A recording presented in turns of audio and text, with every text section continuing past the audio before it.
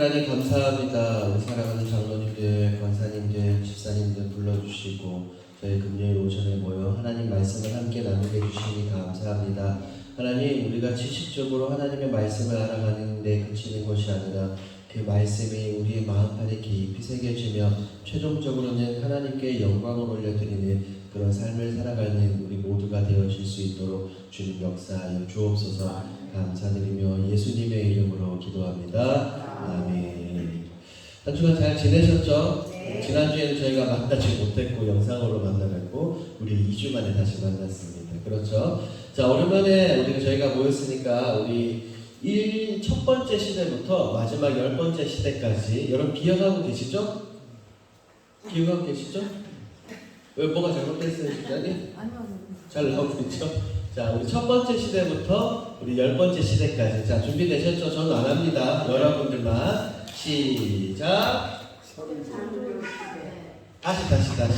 다시. 여러분들 이게 오늘 이 녹화가 이제 강의 온라인으로 올라갈 겁니다. 여러분들 잘하셔야 돼요. 시작! 족장 시대. 그 다음에 출애굽 시대, 광야 시대, 정복 시대, 그 다음 뭐예요 오늘? 사사 시대, 그 다음 통일왕국 시대, 그 다음에 분열왕국 시대, 포로 시대, 포로 기환 시대. 이렇게 한 번 더 시작. 창조 시대, 족장 시대, 출애굽 시대, 광야 정복 시대, 사사 시대, 통일왕국 시대, 분열왕국 시대, 포로 시대, 포로 기환 시대. 쉬워요, 여러분. 그냥 큰 그림으로만 생각하시면 돼요. 아, 하나님 창조하셨지? 그 다음에 4명의 족장 이야기, 결국에는 애국으로 내려가잖아요. 출애굽 시대. 그 다음에 출애굽에서 광야 시대를 돌고 여호수아서 정복 시대를 거쳐서 오늘 우리 사사 시대. 이 사사기가 끝나고 나면 이제 다음 주부터는 우리가 통일왕국 시대. 이제 솔로몬과 다윗과 사울에 대한 이야기, 그 다음에 나라가 분열된 시대, 포로 시대, 그 다음에 다시 돌아오는 포로 기환 시대, 이렇게 들어가게 됩니다. 오늘 6번째 사사 시대를 한번 살펴보도록 하겠습니다. 여러분 그림을 보세요. 사사가 바로 이거예요. 여러분 보세요. 여기 밑에 보면은 지금 백성들이 어떤 모습으로 있어요? 지금 포로. 그러니까 무엇을 지었기 때문에? 그렇죠. 죄를 지은 죄인의 모습들이고, 사사는 바로 이 의미입니다. 재판관이라는 의미에 우리가 조금 이따 살펴보겠지만 이 그림이 사사시대의 모든 것을 보여주고 있어요. 자, 사사시대 소개 함께 했습니다. 시작! 사사기는 여호수아서와는 큰 대조를 보인다. 여호수아서에는 하나님의 전능하심을 신뢰하며 가나안 땅을 정복하는 순종하는 백성들의 모습이 담겨 있다. 하지만 사사기는 하나님에 대한 반역과 영적인 패배를 거듭하며 불순종, 우상숭배를 주 내용으로 한다. 7번의 죄의 악순환을 통해 백성이 얼마나 하나님으로부터 멀어져 있는지 알게 된다. 때마다 사사를 통해 그들을 구원하셨지만 영원한 구원은 아니었다. 사사들을 통해 우리의 참 구원자 되시는 예수 그리스도를 발견할 수 있어야 한다. 맞아요. 우리가 살펴보겠지만 하나님은 때때마다 사사들을 보내셔서 이방인의 민족들에게서 이제 이스라엘 백성들을 구원해내세요. 그런데 그 사사들을 통한 구원이 영원한 구원이에요? 영원한 구원이 아니에요? 영원한 구원이 아닌 거예요. 하지만 우리 주 예수 그리스도께서 이 땅에 오셔서 우리를 영원한 구원으로 이끌어 주시죠. 그런 모습들을 보면 우리에게 있어서 참된 제사장이자 참된 사사는 누구밖에 없다는 것을 알 수 있어요? 그렇죠. 예수님입니다. 넘어가죠. 핵심을 보도록 하겠습니다. 이 사사는 여호수아의 죽음부터 누구의 등장까지? 사무엘의 등장까지입니다. 본격적으로는 이제 다음 시간에 살펴보게 되는 사무엘상을 통해서 살펴보겠지만 보통 이제 사무엘의 등장까지 이 사사를 보고 있습니다. 두 번째는 방금 읽었던 것처럼 여호수아서와는 어떻게 완전히 대조되고 완전히 반대되는 그런 이야기들입니다. 세 번째, 궁극적인 승리는 어디가 아니다? 세상이 아니다. 애굽이 아니고 가나안 땅이 아니고 하나님 나라가 궁극적인 승리다라는 것을 우리에게 보여주고 있어요. 자, 주제가 참 재밌어요. 주제를 보면 악순환, 끊임없는 뭐요? 반복. 또 하고 또 하고 또 하고 또 다시 계속해서 반복이 되는 거예요. 그래서 사사기서의 이 또 다른 이름은 무슨 책이에요? 실패의 책. 이스라엘 백성들의 실패, 또 실패, 그럼에도 불구하고 또 실패, 계속해서 실패를 다룹니다. 그래서 사사기서의 이 핵심 주제 성분은 바로 이거예요. 각기 자기 소견에 오른 대로, 그러니까 자기 하고 싶은 대로 하는 거예요. 왜? 당시에 무엇이 없었기 때문에? 그렇죠. 왕이 없었기 때문에, 참된 지도자가 없었기 때문에 그들은 자기 마음대로 하는 모습을 볼 수가 있어요. 그래서 네 번째, 반복이죠. 이게 반복이에요. 죄, 심판, 강구, 구원, 평화, 죄. 이 부분은 나중에 제가 다시 그림을 통해서 여러분들에게 쉽게 설명드리도록 하겠습니다. 그런데 보세요. 북쪽부터 남쪽까지, 동쪽부터 서까지 온 이스라엘 전역이 무엇을 범해요? 죄를 범합니다. 단 한 군데도 빠지지 않고 모든 백성들이, 지파들이 죄를 범하는 모습을 볼 수가 있어요. 자, 그러면 보세요. 이 온 이스라엘 땅에 죄가 가득했다면 하나님의 말씀은 어떻게 되었을까요? 하나님의 말씀은 사라졌을까요? 아니에요.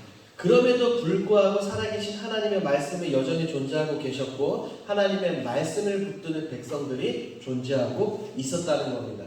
마찬가지로 이 얼마 전에 원래는 지난주가 종교개혁 기념주일이었어요. 1517년 이 마틴 루터의 95개조 반박문을 통해서 본격적인 종교개혁이 일어났거든요. 그런데 이미 그 1400년대부터 하나님은 많은 개혁자들을 사용하셔서 이 종교개혁을 준비하셨어요. 중세 1000년이 암흑 상태라고 보는데, 이 1000년 기간 동안 하나님의 말씀은 어디로 갔었을까요? 사라졌을까요? 아니라는 거예요. 똑같아요. 사사기와 똑같이 온 모든 백성들이 번제하고 죄악 가운데 있었음에도 불구하고 하나님의 말씀은 언제나 살아 움직였습니다. 그래서 하나님은 추후에 일어날 모든 일을 계획하고 계셨죠. 사사기를 통해서 우리가 그런 모습들을 함께 살펴보게 될 겁니다. 자, 사사기를 쉽게 나누면 선언, 본론, 결론 이렇게 나눌 수 있어요. 선언을 보니까 1장부터 3장까지 가나안 진입 2세대의 땅 정복 실패예요. 실패로 바로 시작하는 모습을 볼 수 있고, 본론은 죄와 구원의 사이클입니다.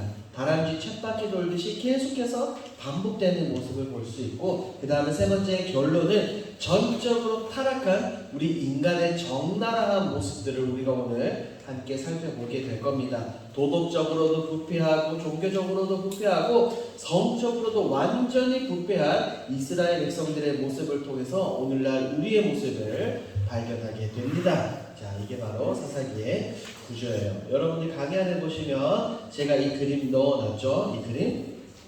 이 그림 여러분들 집에 가셔서 이 번호와 성경 본문을 잘 살펴보십시오. 여러분, 제가 그냥 드린 게 아니에요. 자, 3페이지 보죠. 3페이지에도 보면 그림으로 보는 사사기의 순환, 악순환이죠. 이것도 여러분들이 한번 살펴보시면 되겠습니다.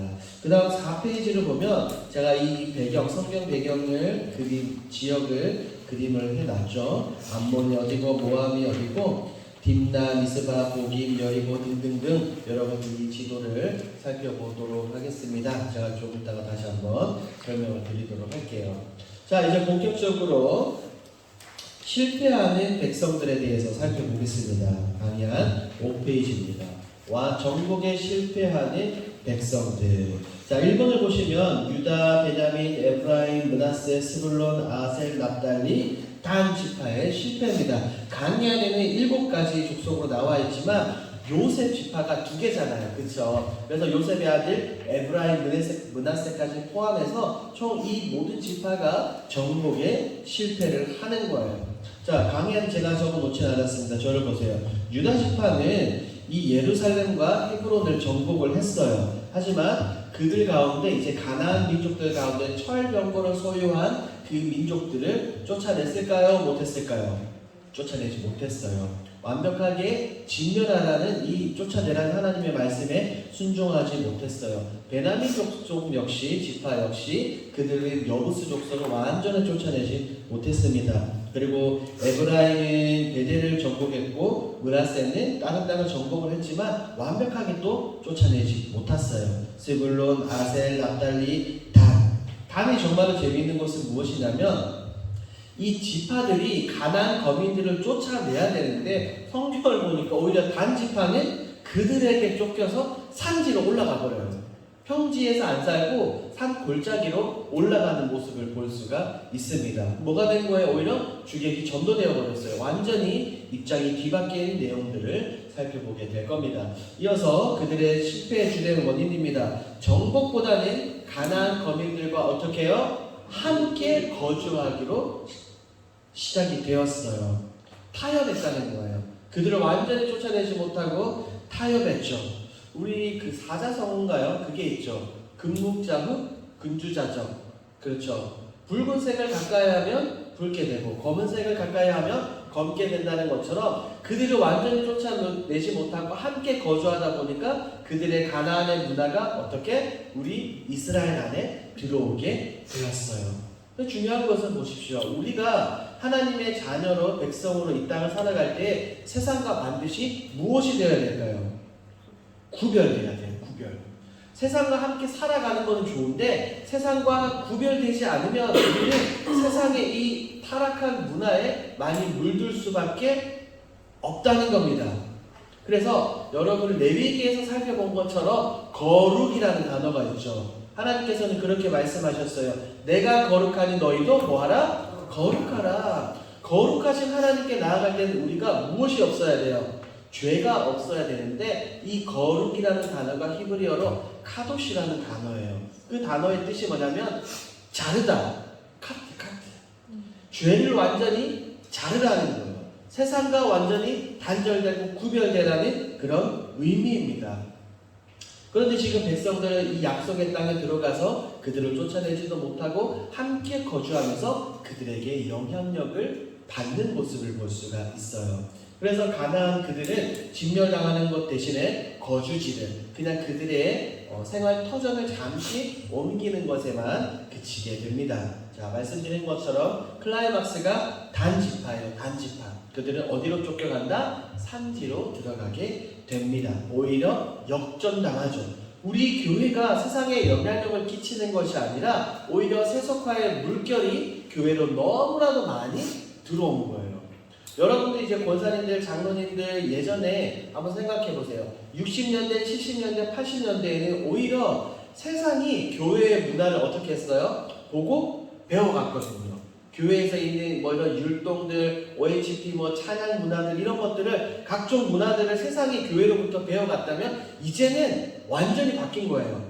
우리 교회가 세상의 각종 문화들을 받아들여서 지금 이렇게 된 겁니다. 완전히 역전이 되어버렸어요. 자, 이게 바로 실패의 주된 원인입니다. 그래서 이제 백성들이 잘못을 했으니까 하나님이 뭐 하셔야 되겠어요? 그들을 그렇죠. 그들을 경고, 그들이 죄를 더 이상 짓지 않도록 경고하는 겁니다. 하나님의 사자가 이제 강의하는 보세요. 하나님의 사자가 길갈로부터 어디로 올라옵니까? 복임으로 올라오게 돼요. 길갈이라는 이름의 뜻은 제가 지난주에 정복시대 때 말씀을 드렸죠. 뭐였어요? 길갈. 할례를 받은 장소이고 또 그 의미 제가 말씀드렸어요. 수치가 굴러갔다라는 거예요. 우리의 죄악들, 과거들이 굴러갔다라는 굉장히 의미 있는 이 장소에서 여호와의 사자가 올라와요. 그래서 경고하죠. 너희가 어찌하여 그리하였느냐? 왜 그랬냐는 거예요. 왜 가나안 족속들을 거민들을 쫓아내지 못하고 왜 그들과 함께 하느냐라고 경고하는 거예요. 그래서 이렇게 말씀하시죠. 이 가나안 거민들이 너희의 뭐가 될 것이다? 옆구리의 가시가 될 것이고 너희의 올무가 될 것이다. 덫이 될 것이다 라고 분명하게 하나님이 사자를 통해서 경고해 주셨어요. 그래서 이 하나님의 사자의 말을 들은 이스라엘 백성들은 너무나 슬프겠죠. 그래서 뭐 했을까요? 울었어요. 그래서 소리를 높여 울었어요. 그래서 그 지명을 이름을 복임이다, 울음의 장소다 라고 이렇게 이야기를 하게 되는 겁니다. 그런데 잘 보세요 여러분, 재밌어요. 하나님의 사자가 분명히 이렇게 와서 너희가 어찌하여 죄를 저질렀어? 라고 경고를 했어요. 그러면 백성들이 우리가 잘해야 되겠다라면서 울어요. 그러면 이후로부터는 죄를 지으면 돼요? 안 돼요? 안 되죠. 놀랍게도 성경을 보면 곧장 죄를 짓는 모습을 볼 수가 있습니다. 하나님의 목소리를 뭐 한 거예요? 듣지 않은 거예요. 듣지 않은 거. 자, 계속 살펴보죠. 본격적인 타락의 시작입니다.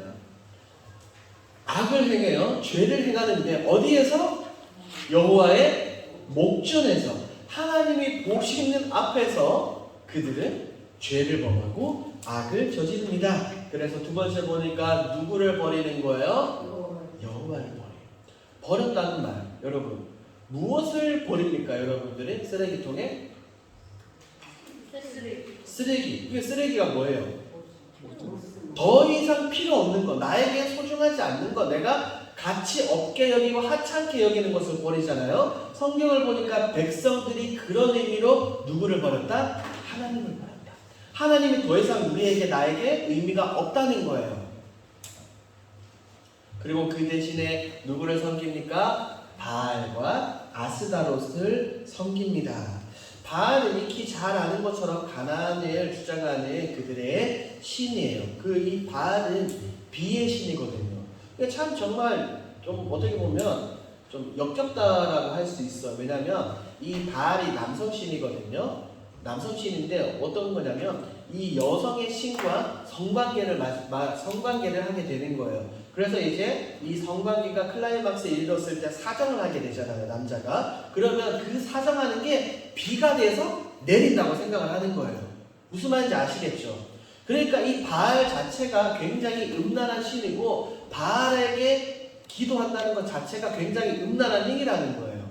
그런데 이스라엘 백성들은 이제 유목민에서 정착민으로 들어가서 농사를 지어야 되니까 그 땅에 있는 그 가나안 백성들이 섬겼던 바알을 그대로 섬기기 시작을 하는 거예요. 왜? 하나님을 잊고 비의 신인 누구를 섬기는 것? 바알을 섬기기 시작을 한 겁니다. 그리고 아스다롯, 얘는 다산을 상징해요. 다산을. 이제 그 땅 가운데 정착을 했고 이제 가정을 꾸리고 집을 만들고 열심히 잘 살아야 되니까 무엇이 필요해요? 많은 자녀들이 필요하죠. 우리가 살펴본 것처럼, 족장시대 때 살펴본 것처럼 자녀가 뭐였어요? 재산이었거든요. 그러니까 많은 자녀들을 낳아야 되니까 이 아스다롯을 섬기기를 시작을 한 겁니다. 굉장히 악한 행동이에요. 네 번째, 그래서 성경을 보면 분명하게 이렇게 나와 있어요. 하나님이 그 땅에 그들의 대적을 남기신 이유가 그들을 무엇하기 위해서? 시험하기 위해서. 하나님께 진심으로 충성하는지, 하나님께 무릎을 꿇는지 시험하기 위해서 그들을 남기셨다라고 말합니다. 다섯 번째를 보면 이방인과 뭐 했어요? 혼인했죠. 혼인. 이 혼인하는 것은 이미 하나님이 율법적으로 금지를 해놓았던 겁니다. 이 이스라엘 백성들은 하나님 앞에서, 여호와의 목전 앞에서 행할 수 있는 가장 큰 범죄를 저지르기 시작을 하는 거예요. 혼인이라는 가장 확실한 방법을 통해서 말이죠. 생각해 보세요. 자, 저는 하나님을 믿고 이 제 와이프는 하나님을 믿지 않아요. 바알을, 우상을 섬겨요. 자, 결혼을 하게 되면 어떻게 될까요? 어떻게 될까요? 대다수가 끌려가게 됩니다. 이게 어쩔 수 없어요. 그런데 지금 이 백성들은 이 이방인 민족들과 혼인해서 그 여자들, 그 남편과 아내들이 섬겼던 우상을 그대로 가지고 오기 시작을 하는 거죠. 다음 시간 살펴보겠지만 솔로몬이 이랬거든요. 솔로몬이 이방 연인들과 혼인을 하면서 그들이 섬기고 있던 각종 우상들을 어떻게? 유대 땅으로 가지고 오게 되는 겁니다. 그래서 솔로몬이 하나님의 마음을 떠나버리게 된 겁니다. 자, 이것이 바로 서론이었어요. 자, 그러면 본격적으로 3장 7절부터 우리가 본론으로 들어가는 건데, 여기 보세요 여러분. 이 반복의 사이클이 너무나 중요합니다. 제 강의 안에 안 넣어놨죠? 죄송해요. 자, 이스라엘 백성들은 첫 번째 무엇을 저질러요? 죄를 범하죠. 그러니까 하나님이 그들을 어떻게 합니까? 두 번째, 심판하시죠. 그래서 이방 민족들을 통해서 이스라엘 백성들을 정복하고 괴롭히기 시작을 하는 거예요. 자, 너무나 괴로우니까 백성들은 뭐 하죠? 괴로우니까 뭐 하는 거예요? 그렇죠. 하나님 도와주세요, 구원해주세요 라고 이렇게 강구를 합니다. 그러면 또 우리 사랑의 하나님은 그들을 그냥 보고 계시지 않으세요. 그들 가운데 누구를 보내주세요? 그렇죠. 사사를 보내주셔서 그들을 구원하게 해주십니다. 그래서 이방 민족의 압제로부터 벗어난 이스라엘 백성들은 평안한 삶을 살게 돼요. 그러다 보니까 곧 또 어떻게 되는 거예요? 너무나도 평안한 삶이 있으니까 그렇죠. 하나님을 또다시 잊어버리게 됩니다. 하나님을 또다시 잊어버리게 되니까 우상을 섬기고 또 무엇을 저질러요? 또다시 죄를 짓죠. 여러분, 이 사이클이 너무나 중요해요. 죄를 짓고 정복당하고 심판당하고 강구하고 사사를 보내주시고 또다시 죄를 짓는 이 반복의 사이클이 사사기에 몇 번 나온다? 몇 번 나온다? 아, 여기 나와 있잖아요. 숫자 몇 번? 아니, 숫자 여기 나와 있잖아요. 몇 번? 7번 나옵니다. 계속해서 등장하는 거예요. 또 그러고 또 그러고 또 그러고 또 그러고. 그래서 사사기에서 계속해서 반복되고 강조되는 단어가 또예요. 또다시, 다시라는 단어가 굉장히 많이 등장을 하게 됩니다. 그래서 이게 너무나 중요합니다. 여러분 보세요. 이게 뭘 것 같아요, 여러분? 용수철인데 뭔가 조금 달라요. 이게 나선형 하강 구조라는 건데, 이 사사들의 모습이, 이스라엘 백성들의 모습이 바로 이와 같다는 거예요. 점점점 더 아래로 내려갈수록 시간이 지날수록 뭐 하는 거야? 더 죄를 범하게 되는 거예요. 그래서 이것을 우리가 이렇게 불러요. 시작! 점진적 하강 구조라고 이야기를 합니다. 시간이 지나면 지날수록 더욱더 깊은 나락 속으로 빠지는 이 백성들의 모습을 볼 수가 있어요. 그때마다 하나님은 그들을 위해서 사사들을 보내주시게 됩니다. 그래서 사사들을 살펴보도록 하겠습니다. 자, 첫 번째 사사는 누구일까요? 첫 번째 사사는 온니엘입니다. 성경을 보니까 이 온니엘은 완벽한 사사였어요. 사사의 모습으로서 FM, 즉 모범적인 사사였습니다. 그리고 이 사람은 누굴까요? 딱 그림만 보면 알겠죠? 누구예요? 그렇죠. 마지막 사사 삼손입니다. 자, 온니엘은 첫 번째 사사 온니엘은 굉장히 경건하고 완벽한 사사였지만 마지막 사사 삼손은 무엇과는 거리가 멀어요? 경건, 거룩과는 완전히 거리가 먼 모습을 볼 수가 있어요. 그래서 강의 보십시오. 이번에 보면 가나안을 향한 전쟁에서 이제는 누구를 향한 전쟁? 서로를 향한 전쟁. 이제는 이방 민족들을 향해서 칼을 들었던 그 칼이 이제는 서로를 향해서, 보세요, 서로를 향해서 전쟁 칼을 뽑아들고 학살하기 시작하는 모습을 우리가 함께 살펴보게 될 겁니다. 그리고 바로 이거예요. 이 그림을 보세요. 자, 이 그림을 보니까 지금 소경이에요. 소경. 앞을 보이지 않는데 등불을 들고 길을 걸어가고 있어요. 잘 걸어갈 수 있을까요? 없을까요? 없죠. 이 그림이 사사기를 보여주는 겁니다. 아까 우리 주제성구 각기 자기의 무엇에 오른 대로 소견에 오른 대로 내 생각이 옳다는 거예요. 내 마음대로 행동하는 이 백성들의 모습을 살펴볼 수가 있습니다. 혼돈, 미래가 불투명한 그들의 모습을 살펴보겠습니다. 자, 본격적으로 사사들을 소개하겠습니다. 사사들. 자, 사사들을 이건 히브리어는 쇼페팀이라고 이렇게 이야기를 해요. 그것은 지도자들 혹은 재판관들이라고 이야기를 합니다. 제가 아까 처음에 사사 그림 보여드린 그림 기억나시죠, 여러분? 백성들은 죄수복을 입고 앞에서 쇠고랑을 차고 있고 사사들은 높은 재판장에서 이렇게 망치로 두들려고 하는 그런 모습이에요. 자, 지도자들, 재판관들입니다. 사사들이 몇 명 등장해요? 12명입니다. 이름을 다 외워야 될까요? 안 외워야 될까요? 모르셔도 돼요. 이 12명. 아니, 예수님의 12제자도 모르고, 야곱의 12아들도 모르는데, 얘네는 사사들도 몰라도 돼요. 그런데, 중요한 것은 몇몇 사람들만 외우면 되는 겁니다. 누구를 외울지 한번 살펴드리도록 할게요. 자, 사사 12명을 대사사, 서사사로 나눌 수 있는데, 구분의 의미는 뭘까요? 구분의 의미. 다른 거 아니에요. 그냥 분량이 많은 거예요. 분량이 많아서 그냥 간단하게 대사사라고 이야기를 하고 분량이 삼갈 같은 경우는 한전이거든요. 그냥 소사사 이렇게 분류를 하게 됩니다. 자, 그래서 이 사사들을 제가 표로 이렇게 그려놨죠. 여러분이 강의한 7페이지를 보시면 나오는데, 자, 온니엘 첫 번째 사사부터 이렇게 쭉 내려갑니다. 쭉쭉쭉쭉쭉 내려가서 마지막 사사 누구요? 삼손이죠. 아까 살펴보았던 것처럼 경건한 사사의 가장 FM 모범이 온니엘부터 경건과 굉장히 거리가 먼 사사 삼손까지 총 몇 명이에요? 12명입니다. 자, 그러면 여러분 맞춰보세요. 제가 이 사사 12명 중에 붉은색 처리를 해놓은 사사가 있습니다. 이 사사들은 누구일까요? 누구요?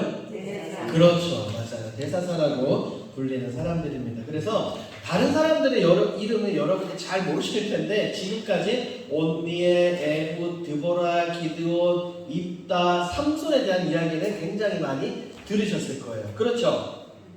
맞아요? 아니에요? 왜냐면 저도 이렇게 연구하면서 살펴봤는데 분량이 많으면 설교하기가 용이해요. 그런데 3절 같은 경우에는 한 절, 이 돌림 같은 경우에는 2절 정보도 별로 없어요. 그냥 몇 년간 통치했고 자녀가 몇 명이었다라는 그 이야기밖에 없거든요. 그래서 사실은 분량이 짧으면 설교하기가 어려워요. 그래서 대사사를 통해서 여러분들 많은 말씀들을 들으셨을 겁니다. 자, 그래서 지금부터는 우리가 이 사사 12명의 사사들을 간단하게 한번 살펴보도록 하겠습니다. 첫 번째 사사 누구요? 온니엘입니다. 자, 여기서 숙제가 있어요. 제가 강의에는 숙제가 없습니다 라고 해놨는데 숙제가 있습니다. 지금부터 제가 12사사의 이름의 뜻을 말씀드릴 거예요. 강의 안에는 안 넣어놨어요. 자, 뜻을 말씀을 드리면 여러분들이 각 사사마다 그 이름의 뜻을 적어서 나중에 보내주십시오. 우리 김경미 집사님에게. 아시겠죠? 자, 첫 번째 사사 온니엘입니다. 온니엘의 이름의 뜻은 바로 이겁니다. 하나님은 능력이시다. 하나님은 능력이시다. 또 다른 말로는 하나님의 힘. 하나님의 힘이에요. 적으셨죠, 여러분? 말씀드린 것 같이 온니엘은 완벽한 사사입니다. 그리고 누구의 조카이자 사위예요? 갈렙. 갈렙이 누구예요, 여러분? 갈렙. 그렇죠. 1세대 중에 유일하게 여호수아와 갈렙만 이 약속의 땅에 들어갔잖아요. 나이가 많음에도 불구하고 갈렙은 그렇게 고백했죠. 이 산지를 내게 주소서라는 믿음의 고백을 한 이 갈렙의 조카이자 갈렙의 사위예요.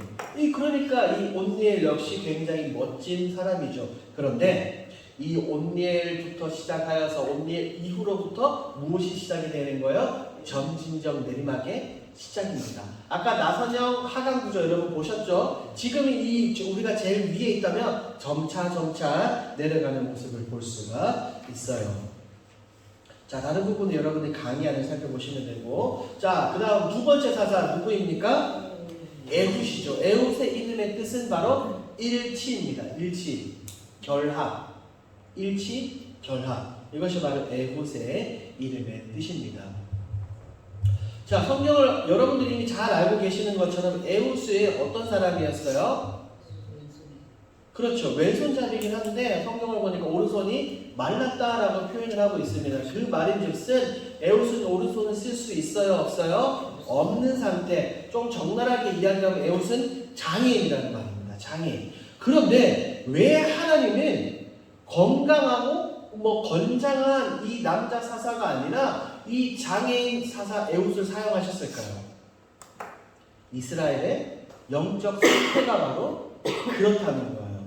들었을 사람조차 없다. 오죽하면 하나님께서 이 손이 마른 에훗을 사용하셔서 그들을 구원하실까요? 그들의 영적인 상태를 분명하게 보여주고 있습니다. 당시 너무나 형편없었어요. 그리고 성경을 보니까 에훗에 대해서 소개가 이렇게 나와 있어요. 베냐민 후가의 아들, 게라의 아들. 여러분 게라 알아요? 게라 들어보셨어요? 못 들어보셨어요? 게라 안 나와요, 여러분. 게라가 누군지 성경에 안 나온다니까요. 그런데 그 무명의 사람의 아들을 사용하셨다. 그 무명의 사람의 아들 장애인을 사용하셨다는 것이 너무나도 형편없는 이스라엘 백성들의 모습을 뭐하고 있는 거예요? 말해주고 있는 거예요. 지금 무명의 사람, 장애인을 사용하셔서 그들을 구원하셨다. 영적인 상태가 굉장히 악했다. 그래서 이 에훗은 칼을 이렇게 숨겨가죠. 그리고 에글론에게 가서 잠시 제가 할 말이 있습니다 라고 1대1로 대면한 이후에 어떻게 합니까? 왼손에서 칼을 끄집어내서 왼손으로 칼을 쿡 찔러요. 그리고 이 왕을 죽이고 뒷문을 걸어 잠그고 도망을 가죠. 그 이후에 이 이스라엘의 평화를 가져오게 됩니다. 에훗은 80년의 평화를 가지고 오게 되죠. 두 번째 사사입니다. 세 번째 사사는 누구요? 삼갈입니다. 삼갈의 이름의 뜻은 술 따르는 사람이에요. 술 따르는 사람. 이름이 참 재밌죠? 왜? 이 삼갈은 술 따르는 사람이었을까요? 그리고 이 삼갈의 아버지의 이름이 재밌습니다. 아낫이거든요. 아낫. 삼갈의 아버지가 아낫인데 이 아버지의 이름의 뜻이 응답이에요. 응답.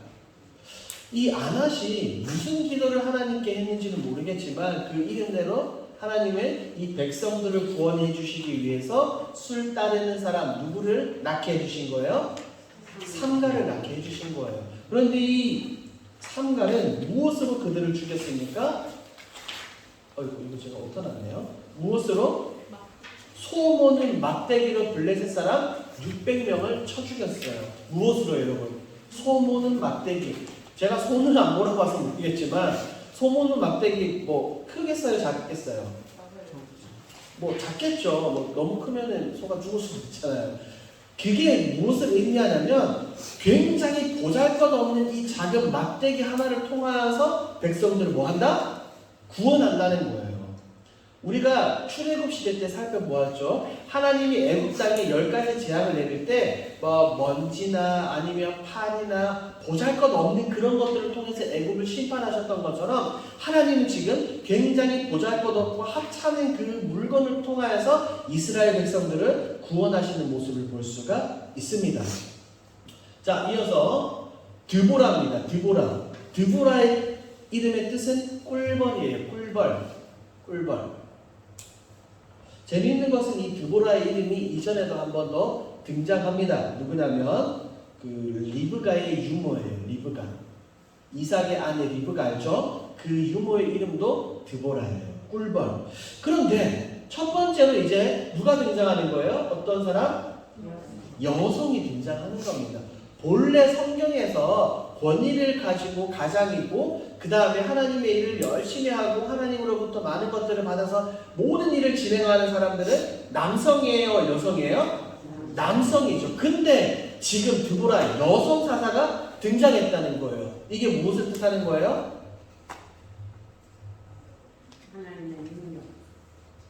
형편없었다는 거예요. 당시에 쓸만한 남성들이 있었다 없었다? 없었다는 말입니다. 보세요. 드보라와 누가 함께 나가는 거예요? 바락 장군이거든요. 드보라가 하나님으로부터 말씀을 받아요. 이제 승리를 주겠다. 그래서 이제 드보라가 바락에게 자, 너 가서 싸워. 그럼 하나님이 너에게 승리를 해주실 거야 라고 바락에게 이야기를 해요. 그런데 바락이 뭐라고 하는 줄 아세요? 드보라, 당신이 나와 같이 가지 않으면 나는 가지 않겠다는 거예요. 그러니까 바락은 뭐 하는 사람이에요? 용기 없는 사람이에요. 장군임에도 불구하고 용기가 없어서 치사하게 그냥 드보라와 같이 전장터로 나가는 모습을 볼 수가 있어요. 그래서 드보라가 이야기하죠. 너 하나님의 영광 너 가지지 못할 거야 라고 이야기를 합니다. 자, 전쟁을 합니다. 전쟁을 해가지고 이 왕이죠, 정군 시스라가 도망을 가게 됩니다. 그런데 이 전쟁도 재밌어요. 그들이 지금 무엇을 가지고 있어요? 철병거 900대. 기억하시죠 여러분? 애굽 바로가 그의 군사들과 함께 이스라엘 백성들을 잡으러 올 때 무엇을 타고 왔어요? 그렇죠. 철병거. 애굽에 있는 모든 병거를 동원해서 그들을 잡으러 왔어요. 철병거는 오늘날로 따지면 무엇라고 말씀드렸죠? 탱크예요. 탱크. 이길 수 없는 전쟁인데 하나님은 드보라와 바락을 통해서 이스라엘 백성들을 이기게 해주셔요. 그래서 이 시스라가 도망을 간단 말이에요. 도망을 가. 그래서 어느 집에 도착을 하죠. 야엘의 집인데 참 이 사람도 웃기죠. 시스라가 너무나도 피곤하니까 부하들은 다 죽고 얘만 도망을 가잖아요. 너무나 피곤하니까 그 전쟁터 와중에 집에 들어가서 우유를 먹고 잠을 자게 됩니다. 그때 어떤 일이 벌어져요? 야엘이 말뚝으로 시스라의 머리를 그냥 꿰뚫어 버리는 거예요. 하나님은 여자 사사를 보내주셨고 또한 여성을 통해서 적군의 수장을 완전히 죽이는 모습을 볼 수가 있습니다. 이런 모습들이 어떤 모습이라고요, 여러분? 이스라엘의 형편없는 모습들, 남성들을 비판하는 이 사사들의 사사기 이야기를 우리가 살펴볼 수가 있어요. 그래서 드보라와 야엘이 여성으로서 굉장히 중요한 일을 했습니다. 자, 그 다음에 재밌는 사람이 등장하죠. 누굽니까? 다섯 번째? 기드온입니다. 기드온은 대사사죠. 자, 보니까 용기 없는 사람이었어요. 숨어서 미디안의 이제 압박에 숨어서 밀을 타져가고 있는 그런 사람이었어요. 그런데 하루는 천사가 기드온에게 나타나서 뭐라고 이야기했어요? 너 큰 용사여 라고 말합니다. 겁쟁이였지만 하나님의 사자가 나타나서 너는 큰 용사다 라고 이렇게 말을 해줍니다. 자, 당시에는 미디안 족속들이 이 백성들을 굉장히 괴롭혔어요. 그래서 그들이 농작물 추수를 하고 나면 다 들어와서 뭐 하는 거예요? 다 뺏어가는 거예요. 그러니까 이스라엘 백성은 너무나 힘들었겠죠. 먹을 것도 없고. 그래서 하나님은 그들을 구원하기 위해서 기드온을 세워주십니다. 자, 기드온의 이름의 뜻은 뭘까요, 여러분? 벌목하는 사람. 벌목하는 사람. 왜 벌목하는 사람이라는지 모르겠어요. 그리고 이 성경 안에서 또 다른 기드온의 이름이 나와요. 아시는 분? 여룻바알. 적으세요. 여룻바알. 왜냐면 여룻바알, 여자여 두루발 때 루, 바알. 그러니까 바알과 다투다라는 이름이에요. 왜냐면 기드온이 이제 밤에 몰래 들어가서 그들의 신상을 부셔뜨리거든요. 낮에 간 게 아니라 밤에. 그래서 이 사람들이 그들이 기드온에게 여룻바알이다, 바알과 다퉜다라는 그 이름을 이렇게 붙여줍니다. 자, 그리고 기드온은 너무나 겁쟁이였기 때문에 하나님께 두 가지 이 기도응답을 간구하는데 무슨 기도요? 양털의 기도죠. 첫 번째, 그가 기도하는 거예요. 하나님이 저를 사용하시고 저를 통해 구원하시고자 하면 분명한 표징을 보여주세요. 저기 양털에 있는데 이제 일어나면 이 양털에만 뭐가? 이슬이 있고 주변 땅에는 다 마르게 해주세요 라고 기도를 하니까 하나님이 그대로 들어주셨어요? 안 들어주셨어요? 들어주셨죠. 자, 여기에서도 하나님을 100% 신뢰하지 못한 기도는 그 반대로 이제 기도하죠. 이제는 양털만 뽀송뽀송하고 나머지 주변 땅들이 어떻게? 젖게 해주세요 라고 할 때 하나님이 들어주셔요? 안 들어주셔요? 들어주셨죠. 자, 이렇게 기도응답을 받고 이제 기드온은 용기를 얻어서 군대를 소집하게 됩니다. 몇 명이나 처음에 왔을까요? 강의 해보세요. 몇 명이나? 32,000명. 굉장히 많은 사람들이 몰려왔어요. 그런데 하나님이 말씀하시죠. 기드온아, 저 많은 사람 필요 없다. 무섭고 두려워 떠는 사람 그냥 집으로 돌아가도 돼 라고 광고해라 라고 이야기했을 때 몇 명이나 돌아갔습니까? 22,000명이 확 돌아가고 몇 명이 남았어요? 10,000명이 남았어요. 10,000명도 굉장히 적은 숫자인데 하나님은 이것도 많다는 겁니다. 그래서 하나님이 이제 무엇으로 그들을 구별하기 시작을 하신 거예요? 냇가에서 물 먹는 것으로 구별을 하는 겁니다. 이제 이 10,000명을 데리고 냇가로 내려가서 물 떠먹어라 라고 이야기할 때 두 가지 반응이 나오죠. 첫 번째 반응이 무엇이었습니까? 개처럼 엎드려서 핥는 것. 두 번째는 무릎을 꿇고 손으로 이렇게 물을 떠마시는 것. 그래서 개처럼 이렇게 핥는 사람들은 다 집으로 돌려보내고 손으로 움켜쥐는 이 사람들만 남겼어요. 몇 명이에요? 300명이죠. 그렇게 손으로 움켜쥔다는 것은 그들은 주변을 확인하면서 경계하고 신중하고 진중한 사람들을 뽑은 겁니다. 자, 그들을 통해서 이제 하나님은 전쟁을 하기 시작을 하는데 미디안의 군대가 얼마나 많았을까요, 여러분? 성경을 보니까 이렇게 나와요. 많은 메뚜기 떼같이 이 적군들이 많았다라고 이야기하고 낙타가 해변에 모래같이 많았다라고 이야기를 합니다. 그러니까 이 300명의 용사와 기드온이 볼 때 인간적인 눈으로 볼 때 이 전쟁을 이길 수 있는 전쟁이에요? 없는 전쟁이에요? 완전히 없는 전쟁입니다. 그래서 이 기드온과 300용사의 전쟁이 보여주고자 하는 게 바로 이거예요. 여러분 강의원에 나와 있죠. 밑에서 5번째 줄 시작. 구원이 오직 하나님으로부터 말미암는다는 것을 보여주기 위함. 승리는 너희에게 있는 게 아니다. 승리는 누구에게 있다? 하나님에게 있다. 이것을 보여주는 겁니다. 자, 그런데 정말 신기한 거죠. 이제 정탐을 보내거든요. 그런데 적군이 이야기하는 대화 소리를 들어요. 이제 저기 미디안 군대가 한 사람이 꿈을 꿨대요. 꿈을 꿨는데 보리떡 한 덩이가 떼굴떼굴 굴러와서 자신들의 장막을 딱 쳐가지고 장막이 완전히 무너졌대요. 그게 무엇을 의미하는 것? 백성이 승리하는 것을 의미하는 겁니다. 그렇죠. 그런데 정말로 웃긴 것은 이 적군이 그렇게 이야기해요. 이게 누구의 칼이다? 기드온의 칼이다. 적군조차도 그 꿈을 통해서 자신들이 패배할 것을 분명하게 알고 있습니다. 그래서 이제 특이한 공격 방법이 나오죠. 300명이 어떻게 공격을 하기 시작을 하는 거예요? 한 손에는 무엇을? 그렇죠. 횃불을 들고 횃불을 어디에 숨기는 거예요? 항아리에 숨기고 또 한 손에는 뭐요? 나팔을 이제 이렇게 부는 겁니다. 그래서 그들이 밤에 모두가 잠들었을 때 들어가서 이제 횃불을 꽝 깨고 나팔을 불면서 소리를 지르죠. 여호와와 기드온의 뭐다? 칼이다 라고 이야기했을 때 그들은 혼비백산에서 어떻게 합니까? 서로를 쳐 죽이는 모습을 볼 수가 있습니다. 그래서 교회 최종적으로 승리를 어떻게 와요? 승리 가지고 오죠. 이 승리는 누가 만들어 주신 겁니까? 하나님께서 그들에게 승리하게 해 주셨어요.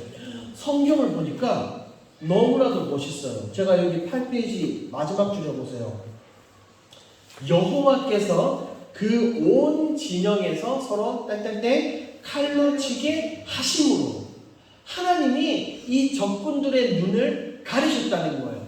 우리 편인지 우리 상관인지 부한지 가릴 것 없이 그냥 다 죽게 만드셨다는 겁니다. 하나님께서 이렇게 승리하게 해주셨어요. 자, 그러면 기드온은 지금 굉장히 큰 승리를 쟁취한 용사입니다. 그의 삶이 평안했을까요? 그랬으면 얼마나 좋았겠습니까? 그런데 놀랍게도 기드온의 실패가 등장합니다. 강의 9페이지를 보십시오. 자, 이렇게 승리를 맛본 백성들은 기드온에게 와서 요청하는 거예요. 기드온, 당신이 우리의 왕이 되어서 우리를 다스려 주십시오 라고 이야기할 때 기드온은 겸손했어요. 그래서 아닙니다. 저는 그렇게 할 수 없어요 라며 거절을 합니다. 그런데 성경을 보니까 기드온이 무엇을 만들었어요? 에봇입니다. 에봇은 누구만 입을 수 있어요? 그렇죠. 제사장들만 입을 수 있는 거예요. 백성들의 요청은 거부를 했지만 기드온은 내심 모르겠어요. 교만했는지는 모르겠지만 이 제사장들만이 입을 수 있는 그 에봇을 만들어 자기 집에 놔둡니다. 그 결과 어떻게 되는 거예요? 백성들은 나중에 그 에봇을 무엇으로 섬겨요?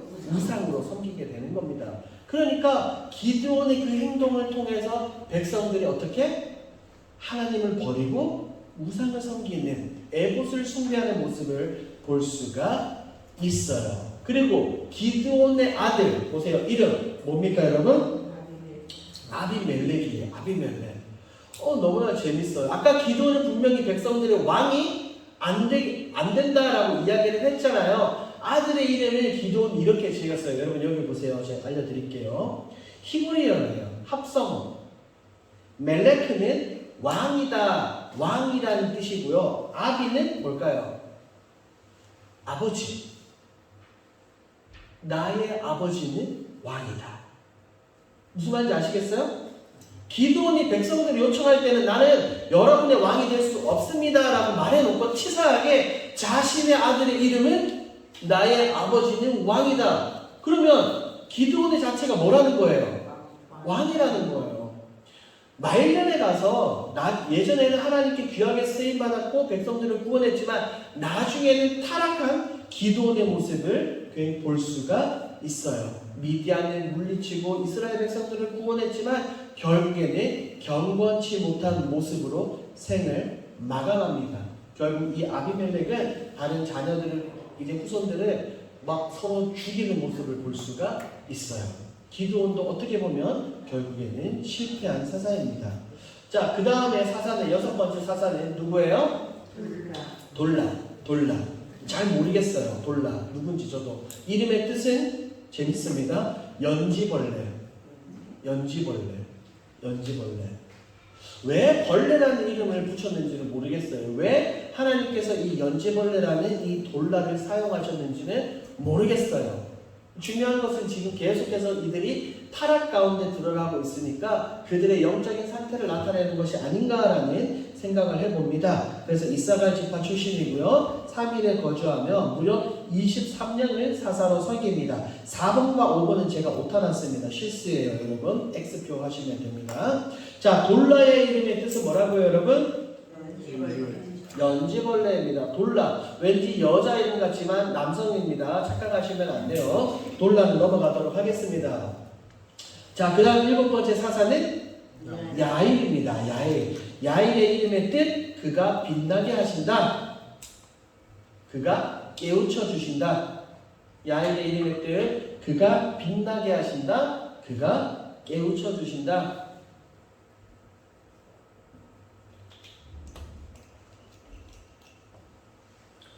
그가 빛나게 하신다. 그가 누구를 뜻할까요?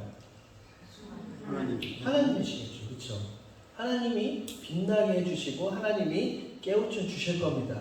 이스라엘 백성들에게. 그래서 그는 22년 동안 사사로 섬겼고요. 그 다음에 아들 30명과 성읍 30일을 가지고 있었다라고 성경이 굉장히 짧게 말하고 있습니다. 그래서 야일은 어떤 사사? 소사사. 그렇죠. 분량이 적기 때문에 소사사입니다. 자, 그 다음에 대사사로 한번 넘어가죠. 8번째 누굽니까? 입다. 입다의 이름의 뜻은 그는 연다. 그는 연다. 오픈한다. 연다라는 그 뜻입니다.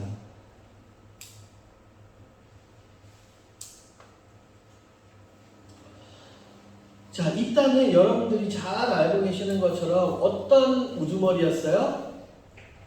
깡패 우두머리였어요. 성경을 분명히 보면 잡류의 우두머리다라고 이야기를 합니다. 그런데 입다가 세워지기 이전에 이스라엘 상황을 보면 어때요? 심각해진 우상숭배입니다. 이들은 지금 가나안에 있는 가나안의 신들만 섬긴 것이 아니라 이 주변 나라에 있는 주변 신들까지 섬기기 시작을 했어요. 누가? 백성들이요. 백성들이 더 많은 우상을 받아들이기 시작을 합니다. 그래서 하나님은 이들을 어디에 넘기십니까? 블레셋에 넘깁니다. 그리고 더 정확하게는 성경을 보면 동편 암몬 족속에게도 그들을 넘기시는 모습을 볼 수가 있어요. 그런데 하나님이 이제 성경을 보니까 하나님이 분명하게 분노하시거든요. 왜냐하면 이스라엘 백성들이 계속해서 우상을 섬기고 하나님께 부르짖지도 않으니까 하나님이 분노하셔요. 그래서 성경을 보면 이렇게 나와요. 너희 신들에게 물어라. 너희 신들에게 가서 구원을 요청해라 라고 하나님이 분명하게 말씀을 하십니다. 그래서 사사기 10장 13절에서 이렇게 말하죠. 3번에 나오죠. 내가 다시는 너희를 뭐하지 않겠다? 구원하지 않겠다. 하나님이 그렇게 말씀하셨어요. 얼마나 마음이 아프셨으면 내가 너희를 포기하겠다. 그냥 너희 우상 신들에게 가서 구원을 요청해라 라고 말씀하셨을까요? 하지만 우리 사랑의 하나님은 그들을 포기해요? 안 해요? 안 하셔요. 하나님은 근심하시며 마음에 근심하시니라 라는 말씀이 이렇게 등장합니다. 자, 그래서 이 백성들은 그럼에도 이제 백성들이 회개하지만 하나님이 뭐 하신다? 침묵하세요. 침묵. 이게 진짜 무서운 거예요. 침묵. 침묵을 또 다른 말로 뭐라고 이야기해요? 무관심이에요. 무관심. 마찬가지입니다. 우리가 만약에 여러분들이 신앙생활하고 이 세상을 살아가는 가운데 여러분들 스스로 알잖아요. 내가 죄를 범하고 있고 하나님과의 관계가 소홀해졌고 예배 자리를 떠나고 은혜 자리를 떠났다. 여러분 스스로 알잖아요. 그런데 하나님이 그냥 여러분들을 그냥 놔두신다. 이게 굉장히 무서운 겁니다. 하나님이 혼내시고 하나님이 어쨌든 나를 다시 끌어오시려고 하는 게 그게 너무나 큰 사랑이지 하나님이 완전히 무관심하다는 것. 그게 더 큰 심판이고 너무나도 무서운 거예요. 하나님의 그 사인이 없을 때 굉장히 안 좋습니다. 근데 백성들은 하나님이 침묵하는 모습을 볼 수가 있어요. 자, 백성들은 너무나 괴롭습니다. 그래서 기생의 아들 입다를 어떻게 하는 거예요? 데려오기 시작을 합니다. 입다는 제가 조금 전에 말씀드린 것처럼 누구라고요? 어떤 우두머리? 깡패 우두머리고 누구의 아들? 기생입니다. 기생. 좋은 말로 기생이지 요즘 말로 뭐예요? 창녀의 아들이에요. 몸파는 여자의 아들입니다. 형편없는 그들의 영적인 상황을 계속해서 지금 사사기가 보여주고 있어요. 원래는 이 사람들이 입다를 쫓아보냈거든요. 근데 입다가 세력이 커진 거예요. 그러니까 다시 장로들이 이를 데리고 오는 거예요. 쫓겨나지만 다시 불려옵니다. 그래서 입다가 소원을 하죠. 전쟁에서 승리하고 돌아올 때 제일 먼저 맞이하는 사람을 어떻게 하겠다? 하나님께 제물로 드리겠다. 이게 잘못된 거예요. 왜? 율법을 보니까 하나님께 인신제사는 된다 안 된다? 안 된다. 이미 신명기 12장과 레위기에서 분명하게 말씀하셨어요. 인신제사는 절대 안 된다. 인신제사는 이방 족속들이 하는 그 행위거든요. 그런데 입다는 지금 하나님 앞에서 이것을 서원해버리죠. 경솔한 행동입니다. 그런데 놀랍게도 전쟁에서 승리하고 돌아올 때 누가 가장 먼저 나와서 맞이합니까? 그렇죠. 자기 딸. 자기의 사랑하는 딸이 막 기뻐하면서 나오는 거예요. 그때 입다의 마음은 어땠을까요? 입다는 자신의 딸을 진짜로 하나님께 제물로 드렸을까요? 안 드렸을까요? 좀 전에 인신제사는 금지라니까요. 드렸어요? 안 드렸어요? 많은 학자들이 놀라게 사실 믿기는 해요. 율법에 따라서 이 금지이기 때문에 아마 입다는 이 자신의 딸을 드리지 않고 어디에 숨겨놨을 것이다 라고 추측하는 학자도 있지만 저는 드렸다고 봅니다. 저는 드렸다고 봐요. 왜? 입다가 경솔한 행동을 했었고 성경이 분명하게 그렇게 이야기하고 있기 때문입니다.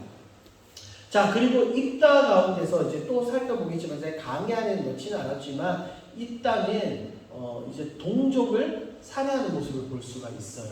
왜냐하면 그들이 입다가 이제 백성들 군인들을 데리고 전쟁터로 나가거든요. 그런데 누가 동참하지 않느냐면 에브라임 지파가 동참하지 않아요.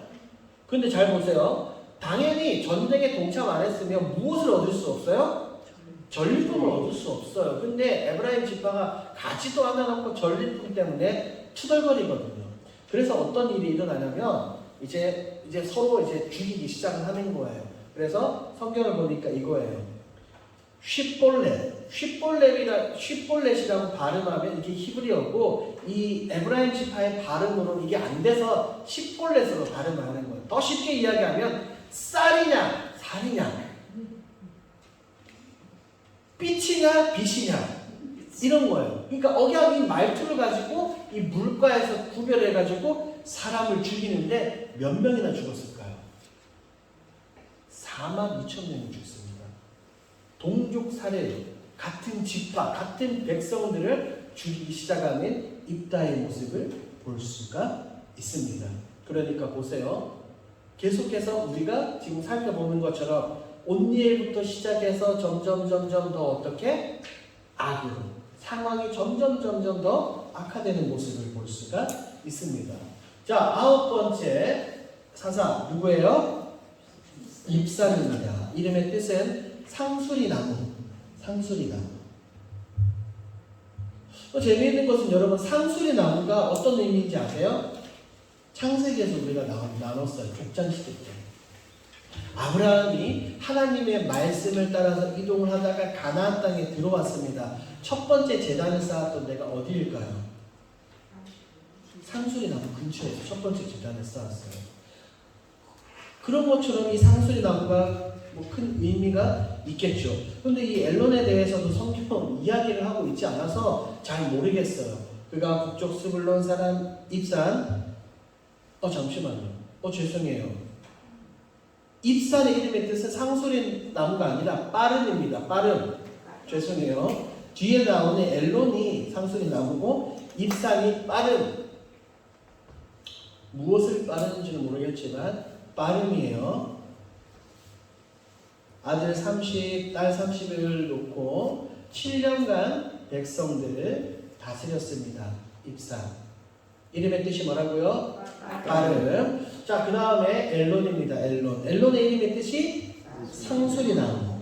이는 북쪽 스불론 사람이고요. 10년간 백성들을 잘 섬기고 다스렸다라고 이야기를 합니다.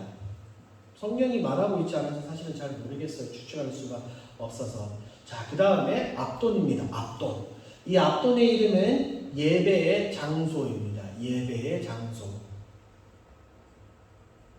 예배의 장소. 왜 이 이름에 압돈 예배의 장소라는 사람을 부르셨을까요? 추측해 보건대 이 이름의 뜻대로 아마 이스라엘 백성들이 하나님을 뭐 하지 않았을까? 예배하지 않았을까? 그래서 그를 기억할 수 있는, 왜냐하면 보세요. 백성들이 이 압돈을 부를 때 이름을 부를 거 아니에요? 그러면 이 이름의 뜻이 그들은 아니까 예배의 장소 부르면서 누구를 기억했을까요? 하나님을 기억하지 않았을까라고 조심스레 추측을 해봅니다. 에브라임 출신이고요. 8년간 이스라엘 백성들을 잘 섬겼다고 합니다. 자, 지금까지 11번째 사사를 살펴보았고 마지막 12번째 사사 누구입니까? 삼손을 살펴보도록 하겠습니다. 삼손도 재밌어요. 삼손의 이름의 뜻은 태양의 사람.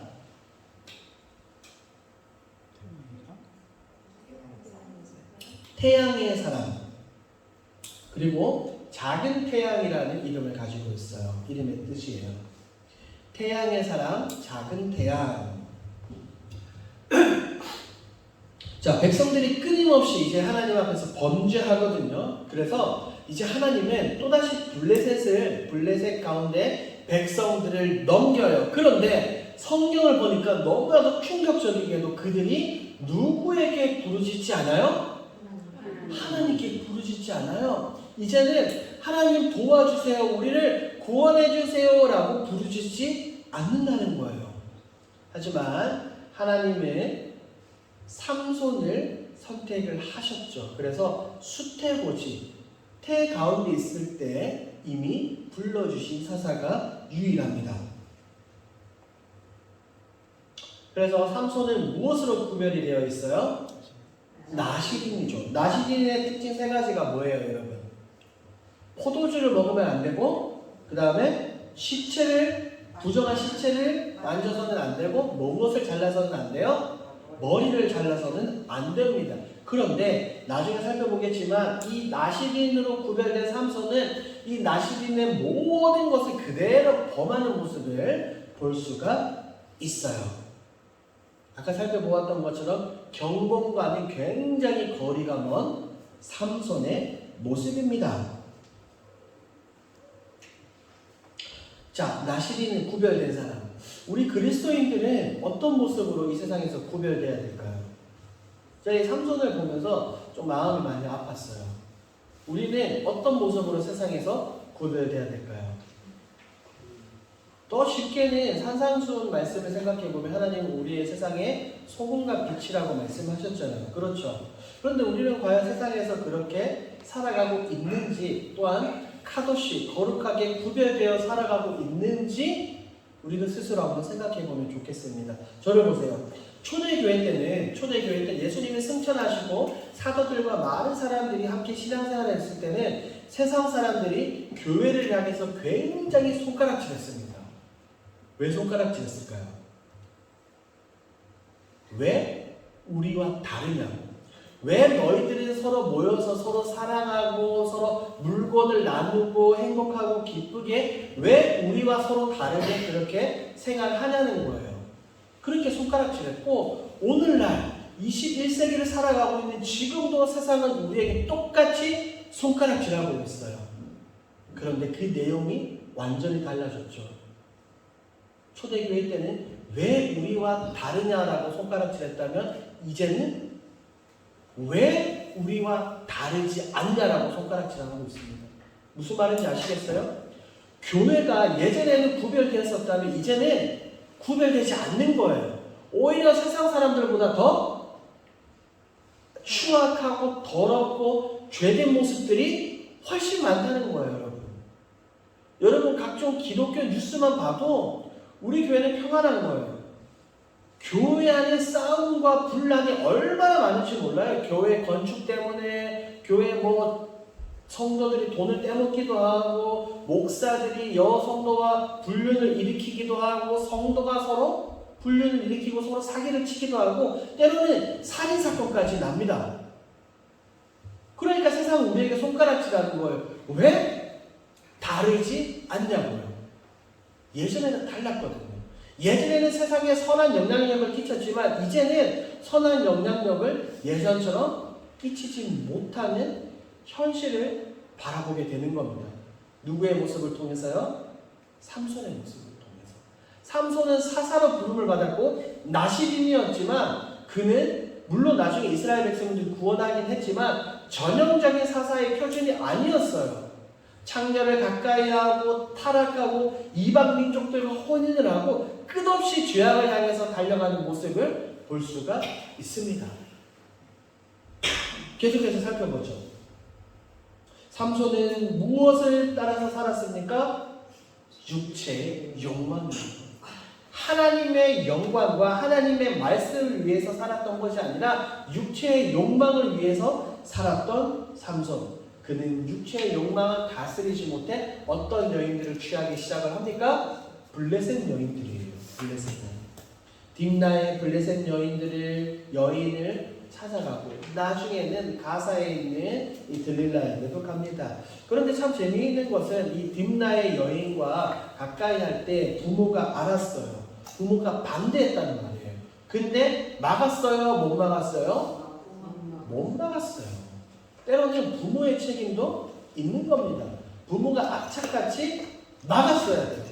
우리의 자녀 손들이 세상으로 나아가지 않도록 부모가 어떻게 해야 돼요? 분명하게 막아야 돼요. 허용하면 안 됩니다. 나중에 괜찮겠지 착각하시면 안 돼요, 여러분. 한번 물들기 시작하면 되돌릴 수 없어요. 여러분들 아시잖아요. 우리의 남편과 자녀들과 자녀 손들이 돌아오는 게 쉬워요? 어려워요? 어렵습니다. 한번 물들기 시작하면 안 됩니다.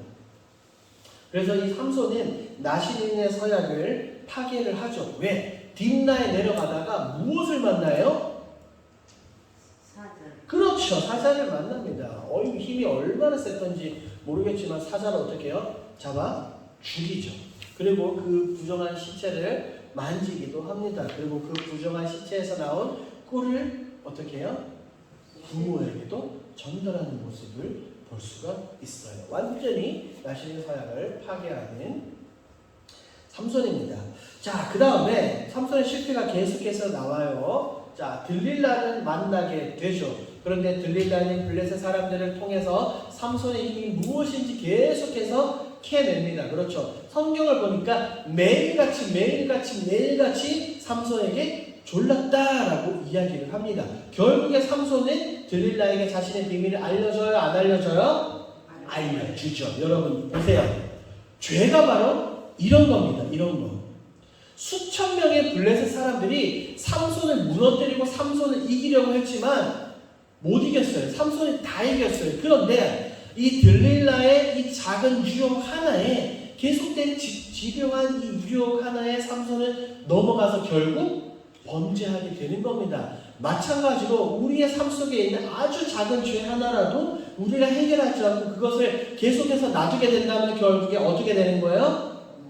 넘어가고 우리는 사망에 이를 수밖에 없는 거예요. 끊임없는 유혹, 그 죄가 있습니다. 우리에도 마찬가지입니다. 그래서 결국에는 이제 삼손이 비밀을 알려주고 그들에게 잡히게 되죠. 어떤 상황에 놓입니까? 삼손이 눈이 뽑히게 되죠. 머리를 다 밀리고 눈이 뽑히게 되고 이제 큰 맷돌을 완전히 노예 상태에서 제일 밑바닥에 놓여있는 삼손의 모습이에요. 그 모습이 죄로 인한 우리의 모습과도 같습니다. 그래서 이 다곤 신전 나중에 무너뜨리는데, 자 여기 한번 지도를 볼게요, 여러분. 지도 재밌습니다. 여기 보세요. 자, 소라가 여기에요. 소라 여기에서 삼손이 출생을 하게 됩니다. 자, 이쪽에 보면 여기가 이쪽 이스라엘이고요. 아까 어디로 내려갔다 그랬어요? 딥나죠. 딥나 금방이에요. 금방. 여기는 블레셋의 지역인데요. 여기 가다가 이제 누구를 만나게 돼요? 어떤 동물? 어떤 동물? 그렇죠. 사자를 만나게 됩니다. 그리고 또 나중에는 아스글론에 가서 또 이제 행패를 벌이게 돼요. 힘도 좋죠. 굉장히 먼 거리를 걸어가거나 무슨 이동수단을 통해서 갔다가 돌아오는 삼손의 모습을 볼 수가 있고요. 여러분 여기 보세요. 여기가 지금 중요합니다. 여기 가사예요. 가사. 지금 굉장히 논란이 되고 있는 지역이 어디예요? 가자 지구. 바로 여기입니다. 여기. 그러니까 이 지금 팔레스타인과 이스라엘의 전쟁은 하루아침에 일어난 전쟁이 아니에요. 이미 수천 년 전에 있었던 유대인들과 블레셋과의 전쟁입니다. 제가 첫 시간에 말씀드렸나요? 팔레스타인은 어디에서 파생된 거라고요? 블레셋이라는 이 이름에서 파생되어 온 겁니다. 지금 여기가 완전히 뭐라고 그럴까요? 화약고죠. 화약고. 그렇죠. 지중해 연안을 끼고 있는 이 블레셋입니다. 그래서 이제 나중에는 삼손이 여기에 끌려가게 되는 거예요. 여기에 다곤 신전이 있는데 거기에서 이제 사람들에게 조롱을 당하게 되죠. 그런데 삼손은 기도합니다. 하나님, 제게 한 번만 힘을 더 주세요라고 말해요. 한 소년의 손에 이끌려서 기둥으로 갑니다. 그래서 어떻게 해요? 그 기둥을 무너뜨리죠. 그래서 그 신전에 있던 사람들이 다 죽게 되는데 강의 안에 넣어놓은 것처럼 성경은 분명하게 말해요. 삼손이 살아생전에 죽인 사람보다 이때 같이 죽인 사람이 더 많더라고요. 여기서 또 재미있는 부분이 있어요. 삼손은 스스로 죽었잖아요. 스스로 기둥을 무너뜨리고 죽었단 말이에요. 어떻게 보면 그게 뭐예요? 자살이에요. 그러면 삼손은 구원받았을까요? 안 받았을까요? 받았을까요? 안 받았을까요? 논란이 많아요. 받았을까요? 받았죠. 그럼요. 받았죠. 그러니까 히브리서의 믿음의 조상에 삼손이 들어가 있는 겁니다, 여러분. 삼손의 생애가 어때요, 여러분? 불경건하죠. 들릴라나 딥나이 여인이나 전부 다 기생이었어요. 창녀였다고요. 창녀. 그러니까 나시린으로 구별된 사람, 사사로 부름받은 이 삼손이 창녀와 혼인을 하고 이방 민족들과 결혼을 하고 그들과 관계 맺는 모습을 볼 수가 있어요. 이런 모든 모습들이 어떤 모습이라고요, 여러분? 이 첫 번째는 이스라엘의 지금 영적인 상태를 그대로 보여주고 있고요. 그 다음에 오늘날 우리들의 모습을 보여주고 있습니다. 그러니 우리는 어떻게 해야 될까요, 여러분? 이 반복의 사이클 가운데서 우리는 어떻게 해야 돼요? 멈춰야죠. 하나님이 때로는 심판을 통해서 우리를 채찍질 해주시고 우리를 깨닫게 해주시면 거기에서 멈추고 다시는 죄를 짓지 않아야 되는 거예요. 여러분, 회개라는 단어의 의미는 뒤돌아서다라는 의미거든요. 그러니까 내가 진짜 이 한 가지의 죄로 회개했다면 다시는 그 죄를 짓는 거다, 안 짓는 거다? 안 짓는 거예요. 그게 바로 진짜 회개입니다. 하나님께서 사인을 주실 때, 기회를 주실 때 하나님 앞에 무릎을 꿇고 돌아오시는 저와 여러분들이 되길 주님의 이름으로 축복합니다. 아멘. 제가 질문 하나 해볼게요, 여러분. 술 마시고 담배 피면 천국 갈까요, 못 갈까요? 술 마시고 담배 피는데? 술 마시고 담배 피면 어떻게 될까요, 여러분? 술 마시고 담배 피면 천국 빨리 갑니다. 천국 빨리 가요. 그런데 오늘날 많은 그리스도인들이 술, 담배에 관해가지고 오늘 명확한 기준을 못 내리고 있어요. 제가 설명드릴게요. 술, 담배는 문화적인 거예요. 구원과는 아무 상관없거든요. 초기 기독교가 우리 한국에 들어올 때 선교사님들이 가장 먼저 금했던 게 음주, 그 다음에 금연, 그 다음에 도박, 그 다음에 계집질이에요. 왜냐면 이것 아니 기록이 그렇게 나와 있어요. 왜냐면 선교사님들이 보니까 복음을 전하게 되면 그리스도인으로서 하면 안 되겠거든요. 근데 미국이나 다른 유럽 다 해요. 근데 우리나라 형편에 맞춰서 보니까 그게 아니라는 거예요. 그래서 오늘날도 보면 그리스도인의 표징이다라고 이야기할 때 기본적으로 무엇과 무엇을 안 하는 거예요? 술과 담배죠. 만약에 그런데 보세요. 이건 구원의 문제와는 상관없는데 덕이 안 되는 거예요. 덕. 생각해 보세요. 만약에 술 먹고 담배 피는 게 좋다 그러면 뭐 주일날 예배 마치고 식당에서 뭐 하겠죠. 아이 권사님 한잔 하십시오. 뭐 하겠죠. 그렇죠? 그리고 생각해 보세요. 제가 설교를 마쳤어요. 수요일에 설교하고 나가지고 오늘 내가 설교 좀 죽쓴 것 같은데 해가지고 비전관 뒤에서 이렇게 담배를 피고 있었어요. 그럼 여러분들이 지나가시다가 제가 담배 피고 있는 모습 보면 시험에 들겠어요, 안 들겠어요? 들죠. 그래서 여러분들도 하시면 안 된다는 거예요. 해도 되는데 아무도 모르게 집에서 혼자 있어요. 왜냐하면 모든 것이 가하나 모든 것이 유익하지 않아요. 가장 중요한 것은 바울이 이야기하는 것처럼 우리 가운데 무엇이 안 되기 때문에 덕이 안 되는 거예요. 덕.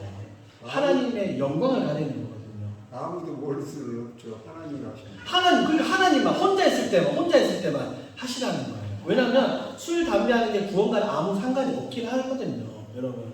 그래서 술, 담배 한다고 해서 지옥 가는 건 아니다. 그렇다고 해서 제가 여러분들에게 술, 담배를 권면하는 것은 아닙니다. 우리는 덕이 되어야 되기 때문에 어떻게 하면 안 된다. 안 된다는 겁니다. 아직도 우리나라에서 기독교인으로 살려면 안 해야 돼요. 그게 하고 싶다? 이민 가서 미국이나 유럽에서 마음껏 왔어요. 아무도 뭐라고 하지 않아요. 유명한 설교자들, 우리 마틴 로이드 존스 목사님도 혹은 여러분 스펄전도 들어보셨죠? 들어보셨어요. 유명한 설교자가 있어요. 그분들도 다 흡연가였어요. 그런데 우리 시대상 문화 정서상 안 맞기 때문에 금지하는 겁니다, 여러분. 여러분 꼭 기억하시고 여러분들이 혹여나 드시더라도 절대 자랑하지 마세요. 자랑하시고 나타내시면 안 됩니다. 길동에서 드시지 마시고 저기 어디야 남양주 이런데 시골 가서 하십시오. 어쨌든 여러분 그게 요즘에 이제 많은 젊은이들 이런 게 구분을 잘 못해가지고 제가 간단하게 설명을 드립니다. 여러분 자녀 손들에게 잘 설명해 주셔야 아시겠죠? 안 먹는 걸 왜요? 예? 안 먹어야 되는 걸 뭐라고? 아 그래 안 먹으면 제일 좋죠. 안 먹으면 제일 좋죠. 드시지 마세요, 목사님. 자 보도록 하겠습니다. 자, 우리 12번째 사사까지 되었고 이제는 전체적인 이스라엘 지파의 타락을 한번 살펴보도록 하겠습니다. 자, 이스라엘 지파의 타락을 이렇게 나눌 수 있어요. 내부적 타락. 이제 외부의 영향을 받아서 이제 우리 공동체가 우리 민족이 완전히 타락하게 됩니다. 성경을 보니까 각종 죄악들이 나오죠. 동성애, 강간, 살인, 우상숭배, 동족 학살 등 여러 죄악들이 나옵니다. 그리고 세 번째, 점진적 나선형 하강 구조예요. 회오리 기억나시죠, 여러분? 계속해서 범정 아래로 끝없이 추락하는 이스라엘 백성들의 모습을 볼 수가 있어요. 첫 번째, 종교적 부패를 한번 살펴보도록 하겠습니다. 개인의 우상숭배입니다. 미가가 등장하고 아들을 제사장 삼고 에봇과 드라빔 레위입니다. 자, 여러분 저를 보세요. 제가 쉽게 설명을 해드릴게요. 미가가 갑자기 등장을 해요. 그런데 미가가 이 사람이 어머니의 돈을 훔쳤나 봐요. 그래서 어머니가 이 은천이 사라졌다. 이 사람은 저주를 받을 거야 라고 저주를 퍼부으니까 미가가 어머니에게 여기 있습니다 라고 은천을 갖다 줘요. 자기가 훔쳐가는 것 같아요. 그래서 다시 갖다 줘요. 그러니까 어머니의 은천이 다시 생긴 거잖아요. 그쵸? 너무나 기분 좋고 좋으니까 무엇을 만든 거예요? 신상을 만든 거예요. 신상을 만들고 그 다음에 자기의 아들들 중에 한 명을 무엇으로 여깁니까? 무엇으로? 제사장으로 삼아버려요. 제사장은 본래 누가 될 수 있는 거예요? 그렇죠. 레위인들만이 될 수 있는데 자신의 아들들 중 한 명을 제사장으로 삼아버려요. 그리고 그 가정에 무엇을 만들냐면 무엇을 만들어요? 에봇. 에봇은 누구만 입을 수 있는 거? 제사장만 입을 수 있는 거. 그 다음에 무엇을 만듭니까? 가져요? 드라빔이에요. 드라빔이 뭐예요, 여러분? 우상이에요.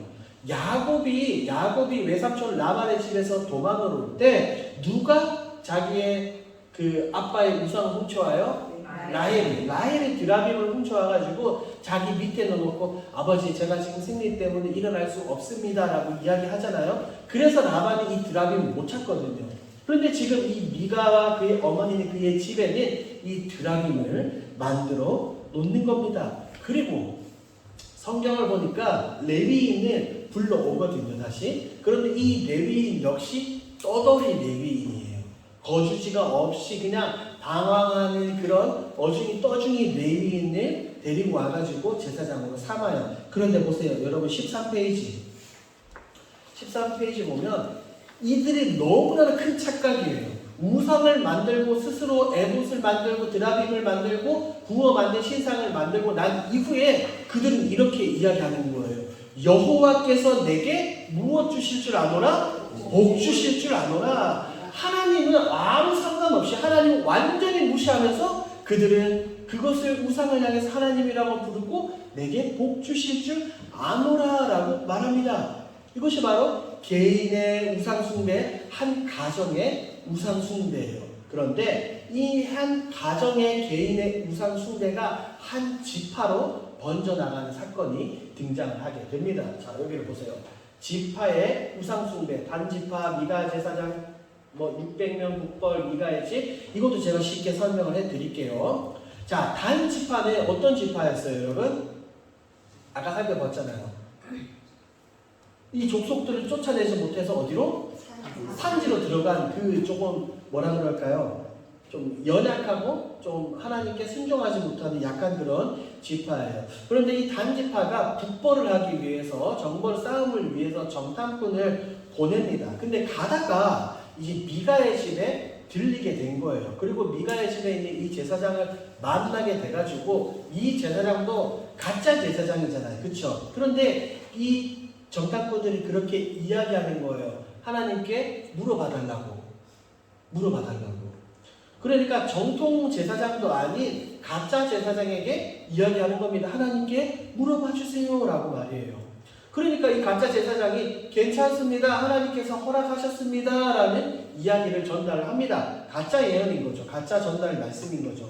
이후에 이제 이 단지파는 600명을 이끌고 북벌 전쟁을 떠나게 됩니다. 이제 땅을 정탐하려고 그러다가 에브라임 산지 미가의 집에 또다시 도착을 하게 되는 거예요.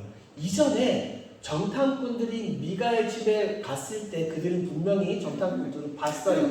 그 집에 있는 에봇과 그 다음에 드라빔과 제사장이 있는 걸 보았습니다. 부어 만든 신상이 있는 걸 봤어요. 여러분 그때 이들이 어떻게 행동했냐면 강의안을 보세요. 13페이지 위쪽에 3번을 보세요. 3번. 자, 이 집에 도착했을 때 이들은 이렇게 정탐꾼들이 나머지 사람들에게 이렇게 말합니다. 그런즉 이제 너희는 마땅히 행할 것을 생각하라. 무엇을 생각하라는 거예요? 무엇을? 원래는 우상을 숭배하고 제사장이 정통 제사장이 아니면 어떻게 해야 되는 거예요? 단지파가 이 미가의 집에 와서 어떻게? 혼내야 되는 거잖아요. 그쵸? 그렇게 하면 안 된다고 심판하고 혼내야 되는데 뭐 하라? 훔치라. 이것을 가져가라고 이야기를 합니다. 그러니까 어떻게 하는 거예요? 이 정벌대, 북벌 정벌대 이 600명이 그것을 모조리 다 어떻게? 훔쳐가는 거예요. 그러니까 단지파 역시 지금 뭐 하고 있다? 하나님을 떠나서 우상 숭배하는 모습을 볼 수가 있습니다. 그리고 이 떠돌이 레위인 아까 기억나시죠 여러분? 그 떠돌이 레위인 제사장에게 이렇게 말하는 거예요. 야, 네가 한 집의 제사장이 좋냐? 아니면 우리 한 지파의 제사장이 좋냐? 뭐 할래? 선택해라고 이야기를 하는 거예요. 그러면 이 제사장, 떠돌이 제사장 레위인은 무엇을 선택했을까요? 한 가정의 이 제사장이 좋겠어요? 상식적으로 한 지파의 제사장이 좋겠어요? 그럼요. 그래서 이 떠돌이 제사장 역시 성경을 보니까 기뻐하며 그 단지파를 따라가기 시작을 하는 겁니다. 그런데 그 제사장이 누구예요? 여러분 밑에 강의안을 보세요. 그를 보니까 그는 모세의 후손입니다. 누구의 후손요? 모세의 후손이에요. 모세의 후손. 심각한 무엇을 나타내는 거예요? 영적 타락을 나타냅니다. 모세가 어떤 사람이었습니까? 이스라엘 백성들을 출애굽시키고 위대한 믿음의 선배, 위대한 선지자잖아요. 그런데 그 모세의 후손이 지금 이런 악행을, 영적 타락을 범하고 있는 모습을 볼 수가 있습니다. 심각한 영적 타락이에요. 그래서 5번을 보시면 미가가 만든 바로 생긴 신상이 어디에게 있더라? 단자손에게, 단지파에게 있었더라라고 성경은 이야기를 합니다. 단지파 역시 그 신상을 무너뜨리고 박살내야 되는데 오히려 그것을 놔두고 섬기는 모습을 볼 수가 있죠. 한 가정에서 시작된 그 종교적인 부패 타락이 이제는 한 지파에게 넘어갑니다. 한 지파가 통째로 하나님께 범죄하는 모습을 볼 수가 있어요. 이게 종교적 타락입니다. 자, 그리고 도덕적 부패도 등장합니다. 여러분 보십시오. 개인의 부패가 먼저 등장을 하는데 레위인의 첩이 있어요. 그녀가 행음하고 도망칩니다. 장인의 집으로 자기의 고향으로 도망을 가거든요. 2번 레위인의 타락과 첩의 타락. 3번 현재 시대상을 반영하는 겁니다.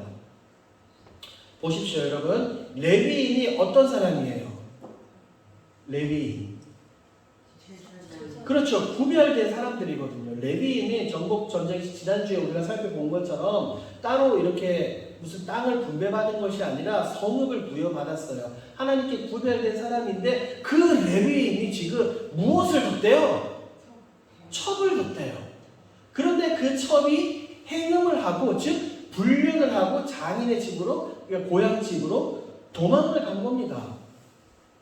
레위인이 첩을 둔 것도 웃긴데 그 첩이 불륜을 저지르고 도망간 것도 웃기죠. 이 모든 것이 어떤 내용이라고요? 이스라엘의 현재 영적 상태를 나타내는 겁니다. 그래서 이 레위인이 어떻게 해요? 이 자기 첩을 행음하고 도망간 첩을 찾으러 가는 내용이 성경에 등장을 합니다. 자, 어느 한 지역에 도착을 했는데 밤이 깊었어요. 잠자리가 없어요. 그런데 레위인을 영접하는 집이 있다? 없다? 없어요. 아무도 레위인을 받아주지 않아요. 그러니까 이기적인 상황이라는 것을 알 수 있죠. 그런데 이제 한 어르신이 노인이 레위인을 이제 맞이합니다. 자신의 집으로 와라. 그런데 그 성에 있는 이제 베냐민 지파에 속한 기브아에 있는 불량배들이 나타난 거예요. 불량배들이 나타나가지고 문을 막 두드리면서 그 남성을 내놔라. 우리가 그와 뭐 하겠다? 뭐 하겠다? 관계하겠다. 남자랑 무슨 관계를 하겠다는 거예요? 뭐 하겠다는 거? 동성애 하겠다는 겁니다. 지금 이 노인의 집에 찾아와 문을 막 두드리면서 그 레위인을 내놔라. 그러니까 어떻게 해야 되는 거예요? 줘요, 안 줘요? 안 줘요, 안 줘요. 그리고 자신의 딸을 주겠다고 하는데 거부를 합니다. 그래서 이제 데리고 오다가 일어난 사건인데 이 레위인이 자신의 첩을 그들에게 주죠. 그런데 성경을 보니까 그 첩이 어떻게 돼요? 밤새도록 능욕을 당하는 겁니다. 이 불량배들에게, 사람들에게 집단 강간을 당하게 되는 거예요. 아침에 일어나 보니까 어떻게 돼요? 그 레위인의 첩이 죽어 있어요.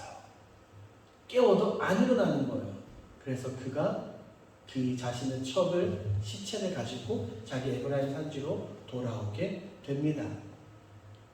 자, 그 이후에 무서운 일을 벌여요. 레위인이 자신의 첩을 12토막 내기 시작을 합니다.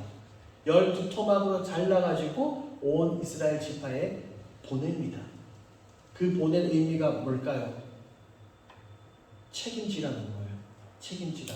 그래서 백성들이, 이 시체 토막을 받은 백성들이 지파의 모든 사람들이 어때요? 놀랄 거 아니에요. 그래서 보십시오. 전체가 어디에 모여요? 미스바에 모이기 시작을 합니다. 그럴 때 레위인이 이렇게 말하죠. 의견과 방책을 내어라. 즉 뭐다? 기브아에 있는 그 불량배들을 잡으라. 색출해내라 라고 이야기를 합니다. 그런데 보세요. 베냐민 지파에 속한 기브아거든요. 그러면 베냐민 지파 역시 자신의 사람들이 이런 나쁜 짓, 집단 강간을 했으면 그 사람들, 불량배들을 솎아내야 돼요? 안 솎아내야 돼요? 솎아내야 되잖아요. 그런데 베냐민 지파가 어떻게 해요? 거절하거든요. 우리는 그 사람을 내어줄 수 없다라고 거절을 해요. 그러니까 이런 모습 속에서 베냐민 지파 역시 굉장히 타락했다라는 것을 우리는 볼 수가 있습니다. 그래서 이 온 지파가 연합하여서 동족 살해 전쟁을 시작을 하게 되는 겁니다. 베냐민 지파와 나머지 지파 연합군이 싸우기 시작을 하는 거예요. 그 결과 베냐민 지파의 어떤 위기? 멸절 위기입니다. 남성들이 다 사라지게 되죠. 그래서 총 강의안을 보십시오. 몇 명이 죽어요? 25,000명이 죽고 600명의 남자만 살아서 이 600명의 사람들은 다른 곳으로 도망을 가게 되는 겁니다. 보세요. 많은 지파들이, 전체 지파들이 모여서 베냐민 지파의 남자들 다 죽였어요. 그러고 보니까 아차 싶은 거예요. 왜? 남성들이 없으면 무엇이 안 되는 거예요? 그렇죠. 자손을 낳을 수가 없잖아요. 그러니까 이들이 아차 싶어서 긴장을 하기 시작을 하는 겁니다.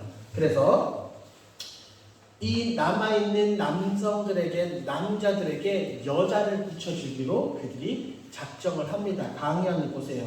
그런데 그 여자가 어떤 여자들이냐면 우리 온 지파에서 뽑아낸 여자들이 아니에요. 우리 온 지파의 여자들을 주지 말자라고 그들이 약속을 하거든요. 그래서 야베스 길르앗의 처녀들을 납치를 합니다. 실로에 내려가는 처녀들을 납치를 해요. 좋은 말로 보쌈이죠. 그녀들을 데리고 납치를 해서 남아있는 이 베냐민 지파 남성들에게 주게 되는 겁니다. 영적인 타락이 끊임없이 벌어지고 있는 이스라엘의 모습입니다. 보세요. 25,000명이 죽었고 지파의 멸망 위기 가운데 이 여성들을, 다른 지파들은 여성들을 납치해서 나머지 600명들에게 주는 모습을 볼 수가 있어요. 자, 여기 보세요. 여러분, 지도예요. 이 레위인이 여기 에브라임 산지 여기 어딘가에 이렇게 거주하고 있었어요. 그런데 첩이 행음하고 베들레헴으로 도망을 갑니다. 여기가 자신의 고향이래요. 고향.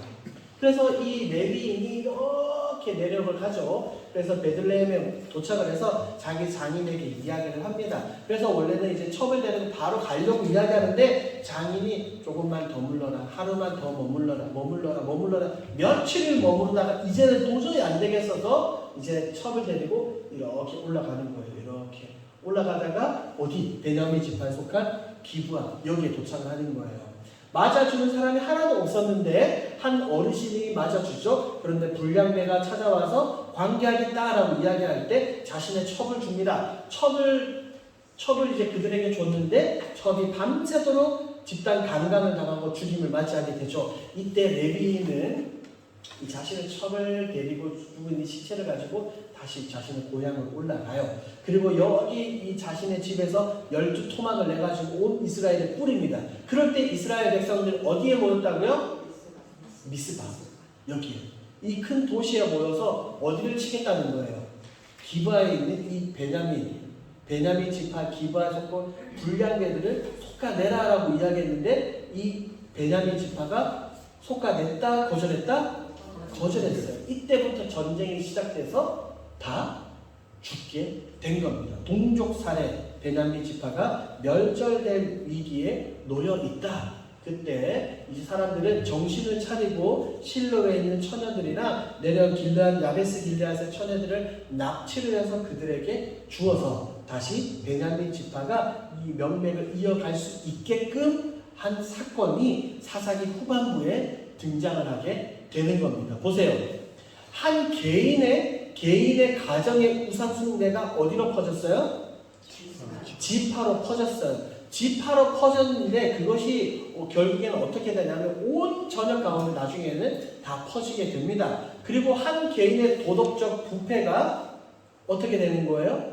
타락이 온 지파에 퍼져서 베냐민 지파가 멸종당할 위기에 놓여버린 거예요.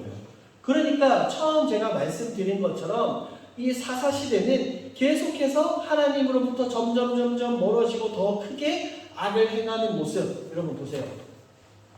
17장과 18장은 종교적 타락의 극치예요. 우상을 만들고 제사장을 삼는 그런 얘기가 나오고 19장, 20장, 21장에서는 제가 방금 말씀드린 이 레위인과 첫 토막살인 사건의 이야기가 등장하는 거예요. 백성들이 지금까지 하나님을 완전히 저버렸고 종교적 타락과 성적 타락으로 마무리하는 사사시대를 우리는 맞이할 수 있습니다. 여기 한번 읽어볼까요? 시작! 1장에서는 지파들의 연합을 통한 거룩한 전쟁이었지만 20장에서는 그들의 내전으로 끝난 그들의 심각한 영적 상태를 보여줍니다. 이게 바로 사사기예요. 사사기. 아까 사사기의 주제 성구가 뭐였었죠? 각기 자기 소견에 옳은 대로. 그들의 무엇이 없었기 때문에 성경은 왕이 없다라고 이야기했지만 아니에요. 왕은 있었어요. 그들의 진짜 왕은 누구예요? 하나님이죠. 왕이 있었지만 진짜 하나님을 완전히 잊어버리고 무시하는 이스라엘 백성들의 모습을 볼 수가 있어요. 그래서 제가 이걸 넣어놨어요. 여러분들 한번 읽어주십시오. 시작! 정전 사랑으로 시작하고 자신의 속에 오늘을 향하는 이스라엘의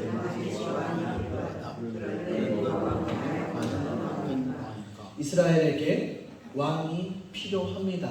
그들을 이끌 민족의 지도자가 필요합니다. 과연 어떤 왕이 세워지게 될까요? 우리가 그것을 다음 시간에 한번 살펴보도록 하겠습니다. 오늘 마지막 12번째 사사는 누구였어요? 삼손이었죠. 그런데 아니에요. 진짜 마지막 사사는 누구다? 사무엘. 다음 시간에 살펴보겠지만 사무엘이 진짜 마지막 사사였어요.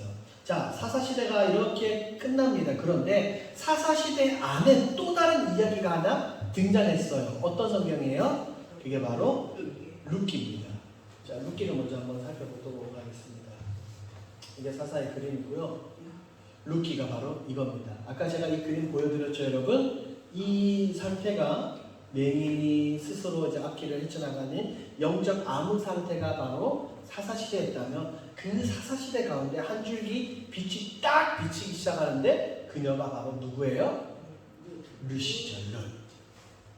룻기를 잠시 살펴보면 이 사사시대를 배경으로 하고 있어요. 영적인 암흑시대의 지리적 배경은 모압과 베들레헴입니다. 모압은 제가 지난 정복시대 때인가 광야시대 때 보여드렸죠. 어디 있는지. 바로 모압이 바로 여기에요.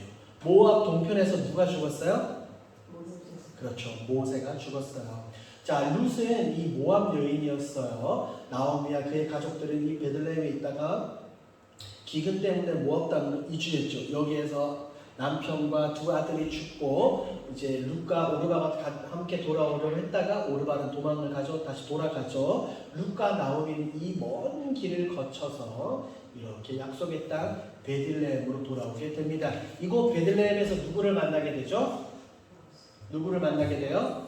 보아스를 만나서 룻과 이 나오미가 회복이 되어집니다. 그래서 룻기의 전체적인 핵심은 다시 뭐 하신 하나님? 기억하신 하나님. 1장 6절 말씀을 보니까 그 땅을 기억하시고 양식을 다시 주셨대요. 그리고 회복시켜 주신 하나님이에요. 제가 강의 안에는 나오미라고 적어놨지만 나오미뿐만 아니라 룻도 회복시켜 주시고 모든 이스라엘 백성들을 회복시켜 주신 하나님의 모습을 볼 수가 있어요.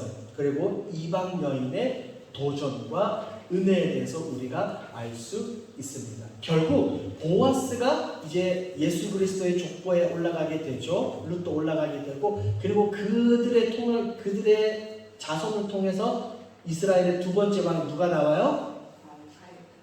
다윗이 나옵니다. 자, 예수님은 어느 지파예요? 유다 지파죠.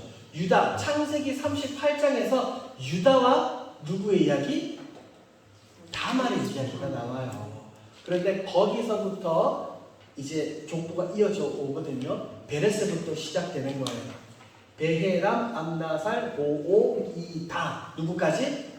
다윗까지 열대가 흘러오는 겁니다. 성경이 이렇게 족보가 쫙 이어져 오는 겁니다. 하나님은 그럼에도 불구하고 유다와 다말을 통해서 태어난 아이 베레스를 통하여서 역사를 이뤄가시고 이방 여인 룻을 통하여서 역사를 이뤄가십니다.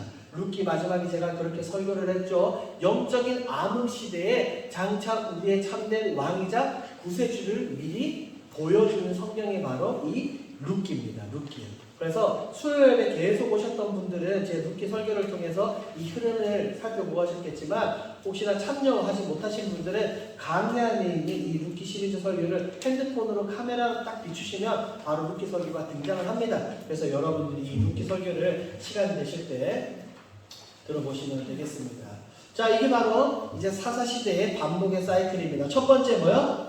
죄를 범하죠. 하나님의 심판을 당해서 이방 민족들에게 정복을 당합니다. 너무나 힘들어요. 하나님께 간구합니다. 그럴 때 하나님은 누구를 보내주셔요?